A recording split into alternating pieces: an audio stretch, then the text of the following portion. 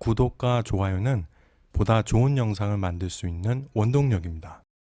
지난 4월 삼성은 2030년 글로벌 시스템 반도체 1위에 올라서기 위해 반도체 비전 2030 전략을 공개하고 133조에 이르는 엄청난 투자를 통해 메모리에 이어 비메모리 시장까지 정복하겠다는 포부를 밝혔습니다. 대한민국에게 있어 왜 반도체 산업이 중요한지는 이미 많은 언론 매체들의 보도를 통해 잘 알고 계실 것입니다. 반도체 시장은 크게 메모리와 비메모리로 나눠지는데 삼성의 반도체 산업의 매출 구조를 보면 아직까지 메모리 분야에 80%가 집중되어 있는 구조입니다. 또한 대한민국의 반도체 산업은 삼성과 SK가 선두로 전체를 이끌어 나가는 형세이기 때문에 두 기업의 실적이 그대로 대한민국 반도체 산업의 실적이 된다고 볼 수 있겠습니다. 겨우 2.8%에 불과한 한국 시스템 반도체의 점유율을 고려하면 차라리 포기하고 메모리에만 집중하는 게 어떤가 하는 생각을 할 수도 있겠지만 메모리 산업은 시장의 부침이 매우 크기 때문에 안정적이지 못한 면이 있는 반면에 비메모리 시장은 수요가 비교적 안정적이며 앞으로 5G 시대를 맞아 사물 자동화, 무인 자동차 등의 등장으로 인해 수요가 큰 폭으로 증가할 것이기 때문에 삼성 입장에서는 반드시 진출해야 합니다. 이는 현재 삼성의 생존뿐만 아니라 더 나아가 우리 미래 세대의 부흥과도 밀접하게 연관되어 있습니다. 하지만 경쟁자들은 결코 만만치 않습니다. 메모리 시장에서는 전력을 기울여 무섭게 추격해 오고 있으며 비메모리 시장에서는 진입하지 못하도록 강하게 막아서고 있습니다. 많은 사람들이 최근의 상황만 보고 중국의 도전을 우습게 보는 경향이 있는데 미국의 방해로 인해 잠시 주춤하고 있는 것이지 우리의 실력이 그들을 멈춰서게 만든 것이 아니라는 것을 잊지 말아야 합니다. 사회주의는 민주주의처럼 권력자들이 선거를 통해 재신임을 받지 않습니다. 그들의 권력의 정당성은 바로 경제 개발에 따른 성과에서 나오고 있는 것이며 바로 그렇기 때문에 현재 원유 수입보다 더 막대한 달러가 유출되고 있는 반도체 산업의 육성은 그들의 권력을 더 공고히 할 수 있는 수단인 것입니다. 중국의 반도체 국위는 결코 성공할 수 없다고 말하는 분들이 있습니다. 하지만 중국은 아무리 시간이 오래 걸린다 하더라도 결코 반도체 국위를 포기하지 않을 것입니다. 지금처럼 중국에서 공산당 1당 체제가 계속 유지된다는 가정하에서 말입니다. 향후 중국의 행보는 명확합니다. 현재 반도체 산업의 부흥을 위한 기초 작업은 마무리된 상황이며 전국 각지의 생산 시설이 들어섰습니다. 중국은 먼저 비교적 간단한 낸드 플래시부터 생산하여 자국 시장에 저사양 스마트폰에 장착하여 기술력과 자본력을 축적하며 동시에 미중 관계의 변화를 예의주시하며 어떻게든 기술을 탈취하려고 할 것입니다. 물론 표면적으로는 시장과 기술을 교환하자는 의도의 접근은 계속될 것입니다. 하지만 그런 협력 방식의 끝이 어땠는지는 삼성은 물론 이제 대한민국 국민들 모두 잘 알고 있다고 생각합니다. 최근 삼성이 중국 시안 반도체 공장에 80억 달러를 투자한다는 발표를 했습니다. 시안 공장은 삼성의 유일한 해외 메모리 반도체 생산 기지입니다. 이미 2017년 1단계로 70억 달러를 투자했었기에 총 투자 금액은 150달러에 이르게 될 것으로 보입니다. 이를 보고 왜 삼성이 하필이면 중국의 반도체 공장을 건설하냐며 의아해 하시는 분들이 있는데 LG가 최첨단 핵심 기술인 OLED 공장을 중국 광저우에 건설하여 상당한 기술 유출 우려를 불러일으키고 있는 반면에 삼성의 시안 반도체 공장은 D램을 생산하는 것이 아니라 낸드 플래시 메모리를 생산하고 있으며 당시 급격하게 늘어나는 중국 수요를 맞추기 위해서 또한 중국 정부의 요구를 어느 정도 들어주어야 했기 때문입니다. 물론 중국 내 교통 인프라나 인력 숙련도가 더 우수한 지역이 있었음에도 불구하고 굳이 시안에 공장을 건립한 것은 다분히 시진핑 주석과의 향후 관계를 고려한 결정으로 보여집니다. 삼성의 원대한 꿈, 대한민국의 미래 경제가 걸려있는 시스템 반도체 산업 정복의 가장 큰 걸림돌은 바로 대만의 TSMC입니다. TSMC는 반도체 파운드리 시장의 부동의 1위를 유지하고 있는 대만의 국민기업이라고 볼 수 있습니다. 반도체 공정의 기술 진보가 빠른 속도로 진행되고 있지만 현재 최고의 실력을 가지고 있는 것은 바로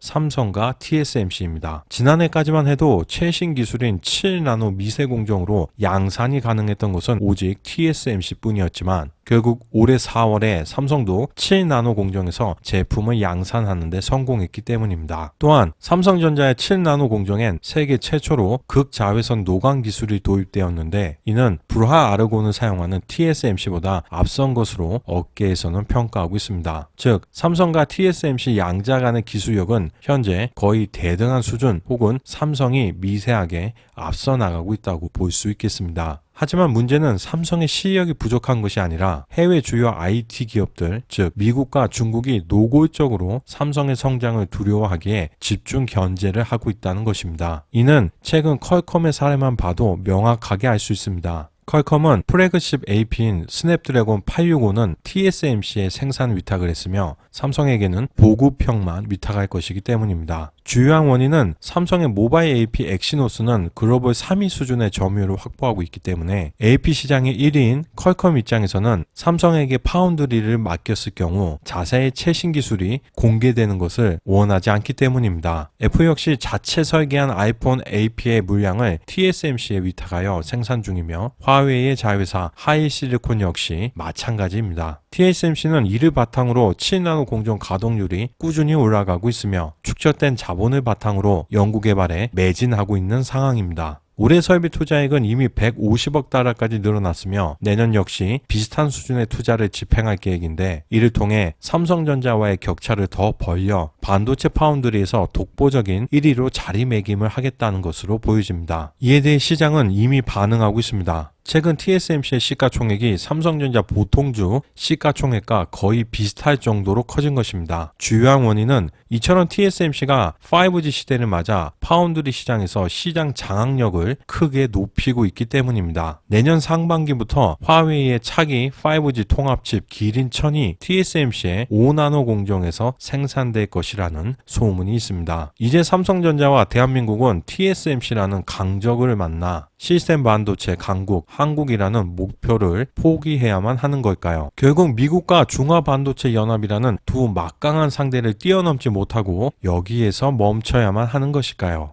결론만 말씀드리면 결코 그렇지 않습니다. 삼성은 이미 충분히 시장의 판도를 바꿀 수 있는 여러 가지 가능성을 가지고 있기 때문입니다. 첫째, 파운드리는 메모리 반도체 공정과 유사한 부분이 많습니다. 실제로 현재 대만의 파운드리 기업 중에서도 메모리 반도체 생산에서 시작한 경우가 많습니다. 그렇기 때문에 시스템 반도체 분야에서도 삼성이 가장 잘할 수 있는 분야가 바로 파운드리입니다. 둘째, 삼성전자가 고객을 빠르게 늘려가고 있습니다. IBM의 물량을 확보한 데 이어 비록 많지는 않지만 TSMC의 고객사였던 퀄컴과 엔비디아의 물량도 받았습니다. 또한 최근에는 중국 최대 검색 엔진인 바이두의 AI 칩 양산에 돌입한 것으로 알려졌습니다. 삼성전자는 클라우드부터 엣지 컴퓨팅까지 다양한 분야의 AI에 활용될 수 있는 칩 쿤룬을 바이두 자체 아키텍처와 자사의 14나노 공정을 통해서 구현했다고 밝혔습니다. 삼성전자와 바이두가 파운드리에서 협업하는 것은 처음으로 양사는 제품 개발 단계부터 생산까지 긴밀하게 협조했다고 합니다. 이를 통해 삼성은 다시 글로벌 AI 칩셋 경쟁에 뛰어들 수 있는 모멘텀을 얻었다고 볼 수 있겠습니다. 또한 이 일은 매우 중요한 가능성을 시사하고 있습니다. 그동안 모바일에만 집중되었던 삼성의 파운드리 분야가 고성능 컴퓨팅용 분야까지 넓어졌으며 현재 바이두가 매우 다양한 4차 산업의 영역으로 진출하고 있다는 것을 감안하면 향후 자율주행차, 드론 등에 장착되는 반도체의 파운드리 생산으로 사업 영역이 확대 가능하다는 것입니다. 마치 애플과 TSMC의 관계처럼 삼성과 바이두 역시 연합을 형성할 수 있는 것입니다. 또한 중화반도체 연맹으로 맺어진 대만의 TSMC를 제치고 대륙을 대표하는 IT 기업과 협업을 이뤘다는 것은 앞으로 삼성이 다른 중국의 거대 IT 기업들의 파운드리 물량 수주에도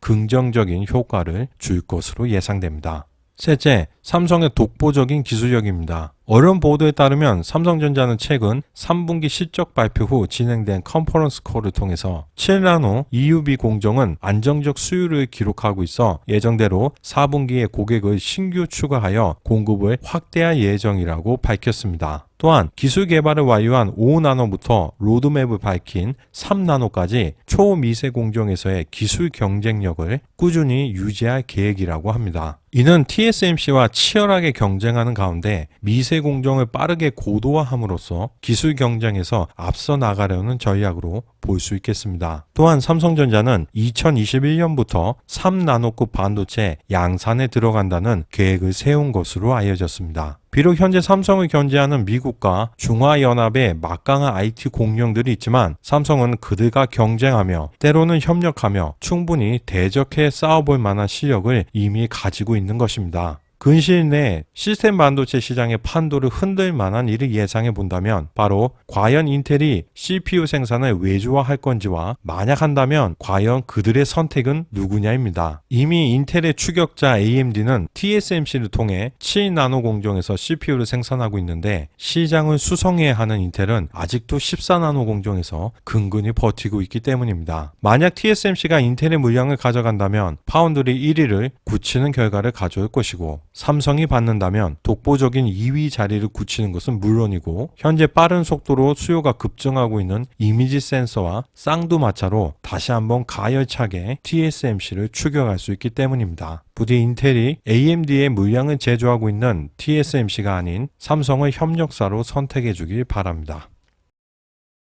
우리가 알고 싶은 세계, 오늘은 여기에서 마치겠습니다. 감사합니다.